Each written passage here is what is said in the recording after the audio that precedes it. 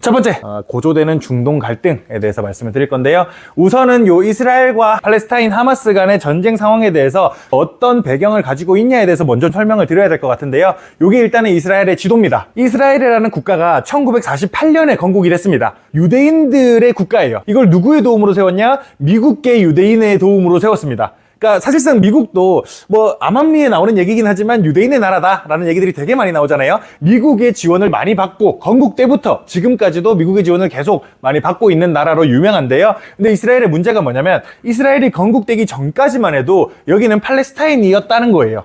명칭의 역사를 넘어가려면 로마 시대까지 가야 됩니다. 근데 뭐 그까지 가기에는 너무 멀고 그냥 대충 이스라엘이 세워지기 전에 팔레스타인이 있었다라고만 알고 계시면 되는데 여기에 이스라엘이 세워지면서 팔레스타인이라는 나라가 없어지게 됩니다. 그럼에도 불구하고 여기에 이슬람 계통의 인구가 존재를 하다 보니까 1970년대인가? 그때쯤에 여기 서한지구와 이 가자지구라는 곳에서 팔레스타인 자치정부가 생기고 그들이 독립을 함으로써 여기에 이제 팔레스타인 정부가 생기게 됩니다. 되게 복잡한 역사를 가지고 있는데 어쨌든 간에 지금 국제법상으로는 여기 이스라엘 땅에는 팔레스타인 정부와 이스라엘 정부가 함께 있습니다. 그래서 여기와 여기는 둘 다 팔레스타인이지만 국경을 달리하고 있는, 이거 월경지라고 표현을 하죠. 국경이 떨어져 있는 한 국가의 곳들, 옛날에 뭐 방글라데시인가? 거기도 그랬던 것 같고 파키스탄도 그런데 문제가 뭐냐면 이 월경지들은 정치적 성향이 많이 달라지다가 결국 또 분리가 되는 경우도 많이 생깁니다. 그런 관점에서 봤을 때 지금 여기 서한지구와 가자지구도 정치관이 되게 달라요. 근데 또 특히나 이슬람 국가의 특징은 뭐냐? 재정일치 사회죠. 종교가 곧 정치가 되는 곳이다 보니까 그나마 요 서한지구, 웨스트뱅크 지역은 그래도 조금 온건 무슬림이에요. 이 가자지구는 되게 급진 무슬림입니다. 그러는 와중에 또 이스라엘 측에서도 유대인들의 세운 나라잖아요. 유대인들은 또 이제 이 이슬람이 싫으니까, 여기에 팔레스타인이라는 곳이 있는 게 싫으니까 네타냐후 총리가 여러 번 정치적으로 무리수를 많이 둔 게 뭐냐면 국제법적으로 한 땅에 이 정부가 있는 거를 그냥 유지를 하자, 이렇게 국제법으로 얘기를 하고 있는데 여기에다가 유대인들을 대거 수만 명을 이주시켜서 살게 만드는 등의 이 팔레스타인을 지우려는 정책을 계속해서 펼치는 거예요. 그러다 보니까 여기 사이에 갈등이 계속해서 커집니다. 특히나 이 급진 무슬림들이 있는 가자지구에서는 요 이스라엘이 하는 행동들이 너무 마음에 안 들었고 계속해서 미사일로 포격을 하든 등의 도발을 계속 하다가 이번에 작년 10월이었죠. 42주차 이슈 때 제가 한번 언급을 드렸더라고요. 그때 이제 가자지구의 하마스라는 정치 집단이 이스라엘을 전면 침공하는 이슈가 발생을 했었습니다. 그렇게 발발한 게 이스라엘 하마스 간 전쟁이었어요. 요게 이제 작년에 발생을 했던 거고요. 왜 이런 갈등이 생기냐에 대해서 말씀을 드리자면 유럽과 아시아와 아프리카를 지나는 여기 완전 지정학적으로 중요한 땅일 수밖에 없습니다. 이스라엘 지역은요. 여기입니다, 여기. 그러니까 무조건 지나가야 돼요. 아프리카에서 아시아를 가려면, 유럽에서 아프리카를 가려면, 육로를 통해서 가려면 여기를 지나갈 수밖에 없습니다. 지정학적으로 매우 중요할 수밖에 없는 거예요. 명분 만들기가 되게 중요하잖아요. 옛날 사람들은 더더욱 그 명분을 만들기 위해서 여기를 종교적으로 중요한 곳으로 둘 수밖에 없었고, 그러니까 알죠? 예수님이 마음에 드는 물건이 있을 때 뭐라고 하는지 아세요? 뭐, 그러니까 쇼핑하러 갔다가 마음에 드는 물건이 있을 때? 뭐야, 다들 전문가네. 예루살렘이 여기 있습니다. 죄송해요. 이스라엘에서도 예루살렘이 여기 있는데 여기가 그 성지라고 얘기를 하잖아요. 혹시 뭐 기독교나 그 이슬람교이신 분 계세요? 없으신가요? 문제가 뭐냐면 그 분들은 되게 싫어하는 얘기인데 기독교나 이슬람이나 둘 다 아브라함 계통 종교예요. 그러니까 같은 계통의 종교다 보니까, 그러니까 같은 뿌리라는 거죠. 같은 뿌리의 종교다 보니까 여기는 이슬람이며 기독교며 둘 다한테 매우 중요한 성지입니다. 물론 유대교도 포함이고요. 그러다 보니까 무슬림 측에서도 그렇고 기독교 측에서도 그렇고 유대인 측에서도 모두한테 중요한 성지인 거죠. 그게 되게 심하다 보니까 예루살렘 안에는 각자의 구역을 나눠 놓을 정도입니다. 그래서 무슬림 구역을 나눠놓고 크리스찬, 기독교 구역, 그리고 이제 아르메니안이 이제 원시 기독교라고 보시면 되거든요. 아르메니안 구역도 나눠놓고 유대인 구역을 따로 나눠놓을 정도로 이 종교적 갈등도 되게 거대한 곳이 요 예루살렘과 이 이스라엘이다. 그리고 이제 성경에서도 얘기하지만 약속의 땅 가나안이라고 하잖아요. 그 가나안이란 땅 자체가 이제 여기를 얘기합니다. 적과 꿀이 흐르는 땅. 종교적으로, 지정학적으로도 매우 중요한 곳이다. 여기가 이제 이슬람이고 위에는 기독교 계열이죠. 여기만 혼자 유대인들이 있는 나라라는 거예요. 그것도 심지어 미국이 뒤를 봐줘가지고 강제로 세운 나라다 보니까 여기 원래 무슬림의 땅이었는데 그 킹덤 오브 헤븐 영화 아세요? 십자군 원정을 얘기하는 영화거든요. 그게 이제 요 예루살렘을 차지하기 위한 십자군과 무슬림 사이에 살라딘이라고 하죠. 이슬람의 최고 장군. 여기 를 중심으로 싸우는 내용에 대해서 나오는 거다라고 말씀을 좀 드릴 수가 있겠고, 여기가 무슬림한테도 매우 중요한 곳이고, 그러다 보니까 여기에 유대인들의 땅을 세운 이스라엘이라는 나라를 매우 싫어할 수밖에 없습니다. 전 세계적으로 사람들이 가장 싫어하는 나라가 어디냐를 보면 중동, 아프리카 이쪽 지역은 그냥 전부 다 이스라엘이에요. 이스라엘을 매우 싫어합니다. 북한은 우리나라일 것 같지만 북한은 미국 싫어해요. 우리나라는 중국. 확실히 이쪽은 진짜 이스라엘을 되게 싫어한다 라는 거를 알 수가 있습니다. 그래서 글로벌하게 약간 문제가 많은 나라인 것 같다라고 얘기를 드릴 수가 있는데, 근데 우리는 중동 정세에 크게 관심이 없잖아요. 그러다 보니까 이제 별로 신경을 안 쓰는데 욕먹을 짓들을 많이 하고는 있어요. 사실 이번 이슈도 네타냐후 총리가 욕먹을 짓을 크게 한번 하긴 했거든요. 어쨌든 간에 최근 정세가 어떻게 진행이 되고 있냐면, 그러니까 이런 배경 상황 속에서 이번에 하마스가 이스라엘을 전면 침공하면서 발생을 한 게 이스라엘 하마스 전쟁이었고, 그 과정에서 하마스를 뒤에서 지원하고 있다라고 알려진 게 이란입니다. 그래서 이란하고도 갈등이 고조되는 와중에 요 예멘이 있습니다. 여기 예멘이 또 웃겨요. 여기 무슬림 지도를 보면 이 예멘도 오른쪽은 수니파고 왼쪽은 시아파입니다. 그러니까 약간 이것도 좀 정확히 이렇다라고 말씀드릴 수는 없는데, 약간 강경파가 시아파에 가깝다라고 생각을 하시면 될 것 같아요. 근데 예멘도 여기는 그래도 이제 좀 온건파인데, 여기는 이제 강경파들이 후티 반군 들어보셨죠? 강경파들이 정권을 장악하고 있습니다. 그래서 지금 내전 중인 나라예요. 후티 반군이 지배하는 곳이 여기 왼쪽 땅입니다. 예멘에서도. 그럼 이제 여기 후티 반군을 지원하는 세력이 또 누구냐? 여기다. 이란이 또 후티 반군을 지원을 하고 있습니다. 이런 상황에서 이스라엘이 여기 홍해 이쪽 11km 해안을 접하고 있어요. 홍해로 나가는 바다를. 여기로 이제 많이 배들이 지나갑니다. 요 후티 반군이 여기를 지나가는 이스라엘 수송선들을 다 공격하고 있는 거예요.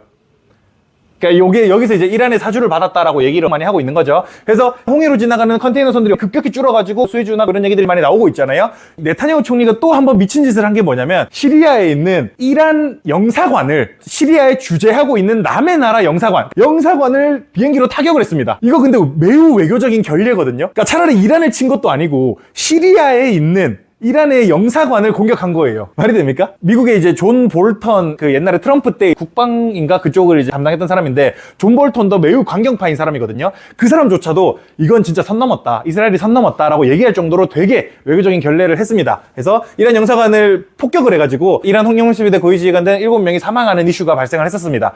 이게 이제 4월 1일 날 있던 이슈예요. 시리아는 뭐라고 할 수 있어요? 영사관 자체는 이란의 땅으로 보니까 그렇긴 한데 빡치죠. 진짜 개빡치는 일이죠. 근데 이제 여기서도 하도 이제 여기 미국 껴있고 뭐 껴있고 하다 보니까 일단 킵! 요 정도지, 시리아 입장에서도 진짜 무력 행사를 해도 문제가 안 되는 상황이긴 합니다, 사실. 그래서 이제 이란이 이스라엘의 본토에다가 사상 최초로 본토에서 본토로 미사일이랑 드론을 300여 발 정도를 발사를 했어요. 화끈합니다. 이게 지금 그 아이언돔이라는 게 있어요. 우리나라 사드나 패트리어트 미사일 마냥 미사일을 요격하는 시스템이거든요. 이 이스라엘도 아이언돔이라는 그 시스템이 있습니다. 그래서 그 시스템이 이거를 다 요격에 성공을 합니다. 와, 진짜? 미친다. 돈 사람 쩐다. 싼 거 할 수 있겠죠? 사드도 아마 할 수 있어요. 아마 하겠지. 99%를 요격을 성공을 했대요. 근데 단순히 아이언돔만 가지고 한 건 아니고, 여기 미국 배가 하나 와 있거든요. 이지스함인가 뭐 와 있어가지고 걔네도 같이 도와주고, 영국인가도 와가지고 같이 도와줬어요. 아이언돔의 요격 범위가 거의 90%까지는 막는데요. 나머지 이제 한 9% 정도는 사실상 이제 미국이랑 영국인가 하여튼 다른 나라가 도와줬다라고 생각을 해야 되기는 한데, 어쨌든 간에 이런 상황이 있습니다. 솔직히 말해서 이건 네타냐후가 잘못한 건 맞거든요. 잘못한 건 맞는데, 근데 재밌습니다. 저는 이게 둘 사이에 약속 대련, 그러니까 이제 짜고 치는 고스톱이다라고 저는 생각이 돼요. 요 이슈로 인해서 야, 세계 3차 대전 발발하나 보다, 지금 언론에서 난리가 났잖아요. 유가가 앞으로 100불 갈 거니 어쩌니 얘기가 진짜 많이 나오고, 드디어 세계 3차 대전이 발생한다, 뭐 경제 위기가 온다, 뭐 이런 얘기들 많이 하고 있는데, 제 생각에는 요거 지금 짜고 치는 고스톱인 것 같습니다. 왜 그러냐면요, 이 서로가 요 행동을 함으로써 얻을 수 있는 이익들이 있어요. 이스라엘은 정치적으로 무슬림 지역들에 좀 더 공격적으로 나가고 싶습니다. 그러기 위해서는 자기들의 힘이 약하기 때문에, 아무래도 그 정치적 리스크가 크잖아요. 주변 국들이 전부 다 무슬림이다 보니까 거기서 지정학적 리스크에서 좀 더 자유로워지기 위해서 자기들의 세력을 조금 확장하고 싶고, 그런 관점에서 여기를 좀 더 이제 공격적으로 나가고 싶어요. 문제는 자기네들 힘만 가지고는 안 된다는 거예요. 근데 얘네의 뒷배가 누굽니까? 미국이죠. 미국 유대인들이 이제 뒷배를 봐주고 있다 보니까 미국이 이스라엘이 강경하게 나가는 거에 지원을 해주길 바래요. 그런 관점에서 봤을 때는 얘네가 조금 공격적으로 나가가지고 무슬림 계열 쪽들이 이스라엘을 공격해주길 바랍니다. 그러면 이란의 이점은 뭐냐? 야, 미사일 300발을 쐈는데 하나도 못 맞췄다. 우리 뭐 있어야 돼? 우리 핵 가져야겠다.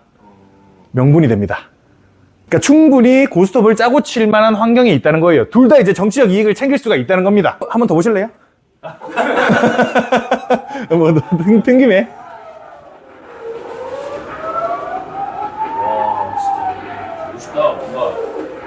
이제 여기서 네타냐후도 야 미친놈들 우리한테 300발이나 썼는데 우리도 이제 보복한다. 진짜 보복할 거야 라고 네타냐후가 얘기하는데 바이든이 니네 방어하는 건 우리가 도와줄 수 있는데 만약에 이란에 반해서 이제 반격한다? 그러면 우리 안 도와줄 거야. 바이든이 네타냐후한테 우리 안 도와줄 거야 라고 얘기를 했습니다.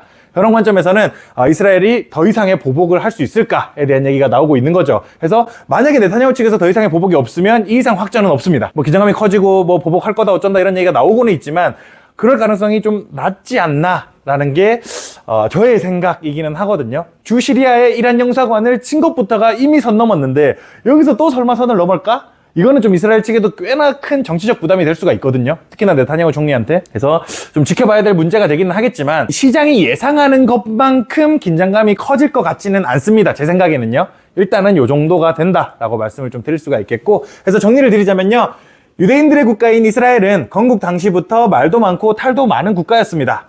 지정학적 가치가 높은 땅인데다가 각 종교의 성지다 보니까 건국 이후 현재까지도 첨예한 갈등의 중심지이기도 해요. 현재의 갈등은 팔레스타인 가자 지구를 점령 중인 하마스 세력과의 전면전으로 인해서 시작됐고, 이란이 지원하는 것으로 알려진 후티 반군이 이스라엘 선박을 공격하는 등 이란과도 고조된 갈등, 비인도적 행보로 정치적 수세에 몰린 네타냐후 총리는 주 시리아 이란 영사관을 폭격하는 이슈가 발생을 했었고, 이에 이란은 처음으로 이란 본토에서 이스라엘 본토를 향해서 드론이나 미사일을 수백여 기 발사하는 지경에 이르게 됩니다. 이스라엘은 아이언돔이라는 미사일 방어 체계로 공격의 99%를 요격하는 데 성공했다라고 하고, 이래저래 공방을 벌이고 있기는 하나 미국이 뒤에 있어서인지 왠지 짜고 치는 고스톱의 냄새가 많이 풍긴다라는 느낌이 저는 들고 있습니다. 또 좋은 거 아니야?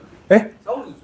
하마스를 지지한다 쪼기긴 하거든요. 역시나 이슬람이니까. 근데 사우디도 지금 자기도 네옴시티들 하고 있고 돈 나갈 때가 많아요. 그러니까 비용이잖아요. 무기를 사고 그 군사를 쓰고 뭐하고 하는 비용이 증가하는 걸 별로 바라지 않습니다. 사우디 입장에서도. 그러다 보니까 하마스를 지지한다라고는 얘기하지만 액션에는 매우 소극적이에요. 유가가 오르면 근데 또 기분 좋고. 유가 오르면 좋기는 한데 어쨌든 군사적 비용이 나갈 수밖에 없으니까. 특히나 이제 중동의 맏형이거든요, 사우디는. 사우디가 액션을 안 취하면 안 됩니다. 만약에 확전이 된다면. 그러면 이제 비용 편익 계산을 해야죠. 유가가 비싸지는 게 좋은가, 내 군사비 나가는 게 더 좋은가를 생각을 해봐야 될 텐데 아마 군사비 지출이 무시할 수가 없을 겁니다. 특히나 중동의 정세 자체가 시아파랑 수니파끼리 지들끼리 싸우고 있는 상황이다 보니까, 그러니까 내전도 심한 환경에서 전쟁에서 절대 하면 안 되는 게 양면전선이라잖아요. 두 곳에서 싸우지 마라. 그러니까 그런 문제들을 고려해 봤을 때 확전되는 거를 원하지는 않을 거예요. 전체적으로 봤을 때 사우디도. 명분이라고 하는 게 누구에 대한 명분? 자기들이 핵 보유할. 여기저기서 핵을 우후죽순 만들고 나니까 핵확산 금지 조약을 만든 이후로 글로벌 이야기는 유엔의 눈치를 봐야 된다고 얘기를 하죠. 근데 사실상 유엔이냐 아니면 미국이냐를 얘기했을 때 미국의 입김이 훨씬 크니까 눈치를 봐야 된다라고 얘기를 하는 거고, 그러는 와중에 충분히 눈치를 줄 수 있는 게 뭐냐면 중동은 아무래도 정세가 불안하잖아요. 그런 불안한 정세의 국가가 핵을 가졌다는 것 자체가 글로벌 정세에 불안을 줄 수 있기 때문에, 중동뿐이겠습니까? 우리나라가 핵 가지는 것도 다 싫어해요, 사실. 우리나라는 되게 평화로운 나라 아닙니까? 우리나라 핵 가지면 그걸로 뭐 할 건데 우리 지키는 데나 쓰겠지 라고 해도 핵 가지지 말래요. 핵이라는 거는 되게 민감한 문제인 것 같아요. 한 놈한테 허용하면 여기저기서 다 만들 수 있으니까 우리도 막말로 플루토늄 농축시설 지금 원자력 발전하는 거 좀만 농축 빨리 하면 핵 금방 만듭니다. 가만 하지 말라니까 안 하고 있을 뿐인 거지. 그래서 이렇습니다.